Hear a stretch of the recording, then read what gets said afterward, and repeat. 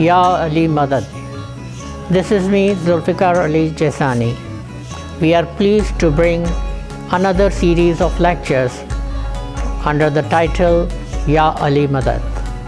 Hope you will enrich your understanding about the topic. Please give us your suggestions and feedback. It is very important for us. Thank you.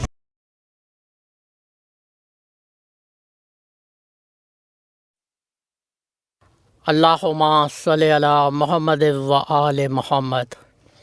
یا علی مدد کے حوالے سے مولا علی سے مدد مانگنے کے تصور کو ہم نے سمجھنے کی کوشش کی. جب یہاں تک بات پہنچی کہ علی سے مدد مانگنا کس طرح سے عین اسلامی تعلیمات کے مطابق ہے، تو ایک اور سوال ہمارے سامنے لایا گیا کہ چلیں یہ مان لیتے ہیں کہ علی سے مدد مانگنا عین اسلامی تعلیمات کے مطابق ہے، اور ہمارے نبی نے بھی علی سے مدد مانگی اور علی مددگار کے روپ میں کار نبوت میں شریک رہے. لیکن یہ کیا بات ہے کہ 1400 سال گزرنے کے بعد بھی آپ لوگ یا امام زمان ادریکنی کہتے ہیں، امام زمان سے مدد مانگتے ہیں؟ کیا یہ بھی عین اسلامی تعلیمات کے مطابق ہے؟ یہ بات ہمیں سمجھ نہیں آتی.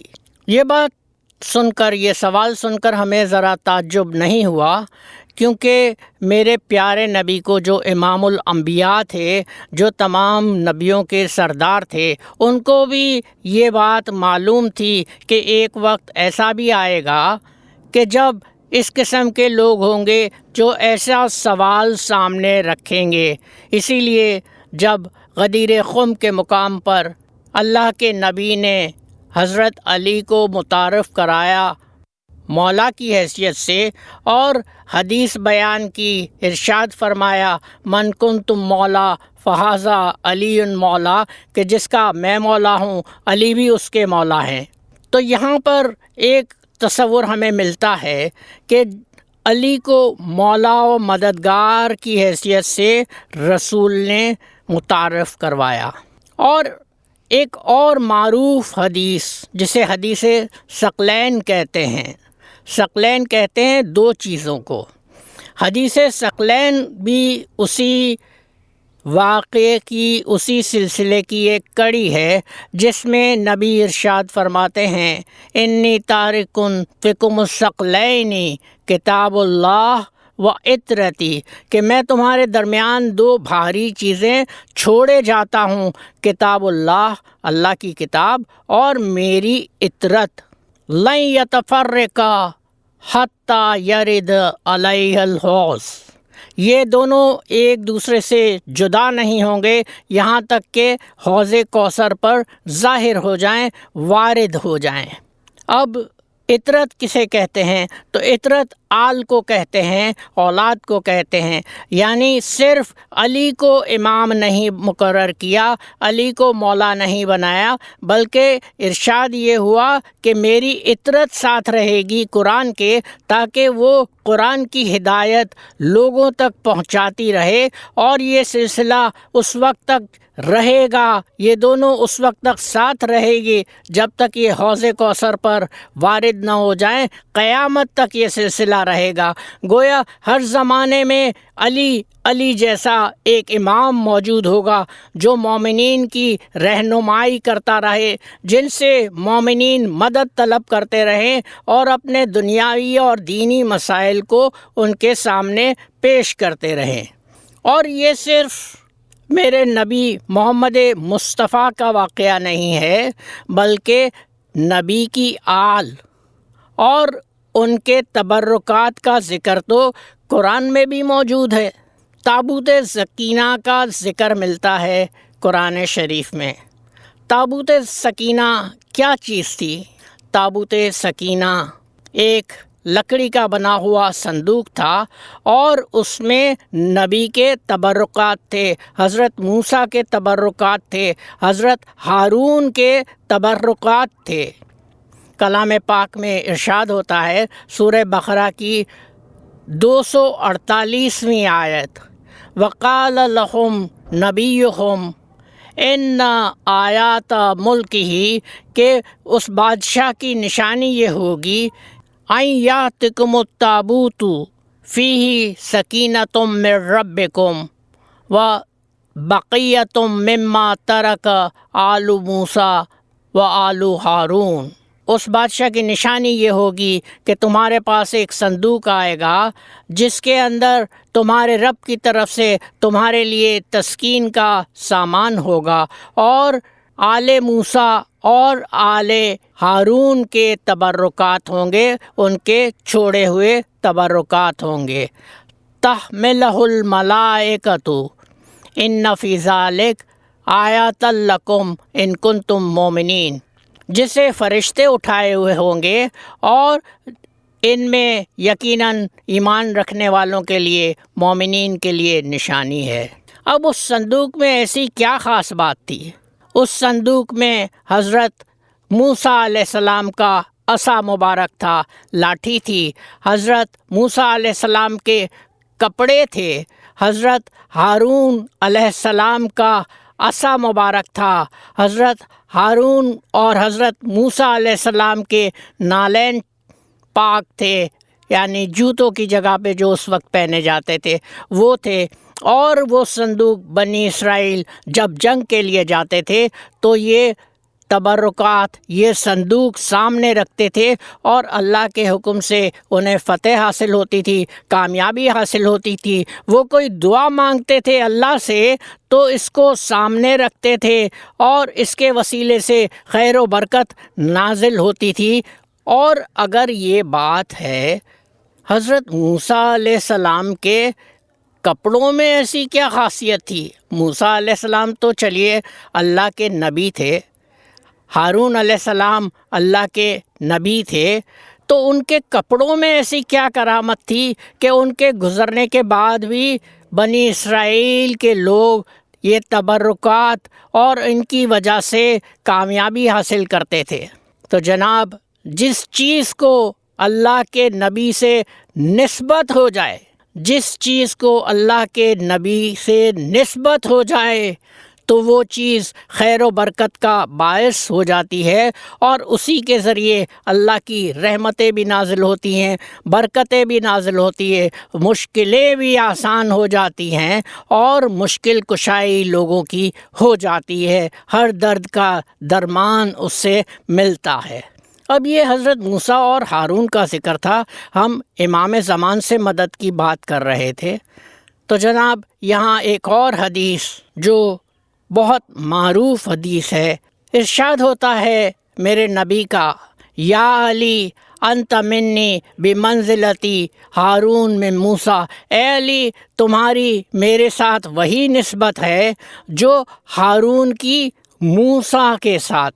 جس طرح ہارون علیہ السلام موسیٰ کے ساتھ کار نبوت میں شریک تھے، اسی طرح مولا علی محمد مصطفیٰ کے ساتھ کار نبوت میں شریک تھے۔ اور ان کی نسبت کیا تھی؟ ان کی نسبت کیا تھی محمد مصطفیٰ سے؟ بھائی قمیص اس لیے متبرک ہو گئی کہ اسے موسیٰ نے پہنا تھا۔ اب آپ سے میں سوال کرتا ہوں کہ آپ کے لیے آپ کی قمیص زیادہ اہمیت رکھتی ہے، زیادہ اس کی نسبت آپ سے قریب ہے، یا آپ کا خون، آپ کا لہو؟ آپ کہیں گے کیسا عجیب سا سوال ہے، ظاہر ہے خون زیادہ اہمیت رکھتا ہے، لہو زیادہ اہمیت رکھتا ہے۔ تو علی کے ساتھ نبی نے اپنی کیا نسبت بیان کی؟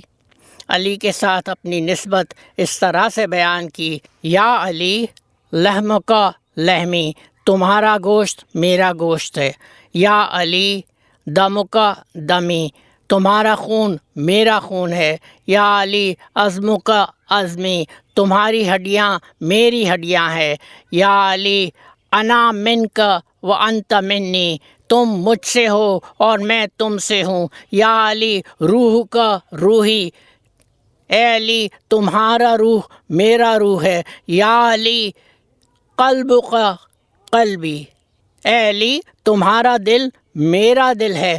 اتنی وضاحت کے ساتھ میرے نبی نے علی کے ساتھ اپنی نسبت کو واضح کیا، اور نہ صرف اپنی جسمانی قربت جتلائی بلکہ یہ تک فرما دیا انا و علی من نور واحد، میں اور علی ایک ہی نور سے ہیں۔ اور یہ نور کا سلسلہ مولا علی کی وصال پر ختم نہیں ہوتا، بلکہ حدیث ثقلین کے مطابق یہ قیامت تک جاری رہے گا، اور نبی کی آل جو ان کی اولاد بی بی فاطمہ الزہرا اور حضرت علی کے ذریعے دنیا میں رہی، وہ قیامت تک قائم رہے گی۔ اس لیے ہر زمانے کا امام موجود ہوگا، ہر زمانے کا ولی اثر موجود ہوگا، حجت اللہ موجود ہوگا، جو لوگوں کی ہدایت اور رہنمائی کرتا رہے گا۔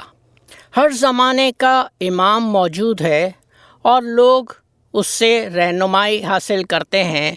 اس کا تصور قرآن کی اس آیت سے بھی ثابت ہے کہ جس میں ارشاد ہے الیوم ندعو کل الناس بامامہم، کہ قیامت کے دن ہم لوگوں کو ان کے امام کے ساتھ بلائیں گے۔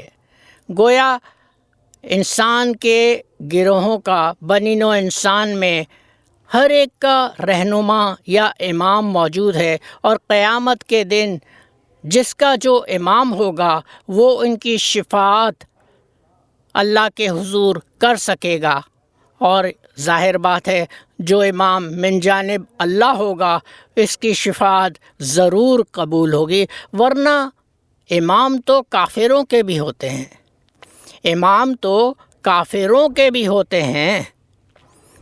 کیسے؟ سورہ توبہ کی 12ویں آیت تلاوت کر لیجئے، اس میں ائمۃ الکفر کا ذکر آیا ہے، یعنی کفر کے امام، اور یہ خطاب کیا گیا ہے، مخاطب کیا گیا ہے مشرکین مکہ سے، قریش مکہ سے، جو کفار میں سے تھے، جو مشرکین میں سے تھے، انہیں کفر کا امام کہا گیا ہے۔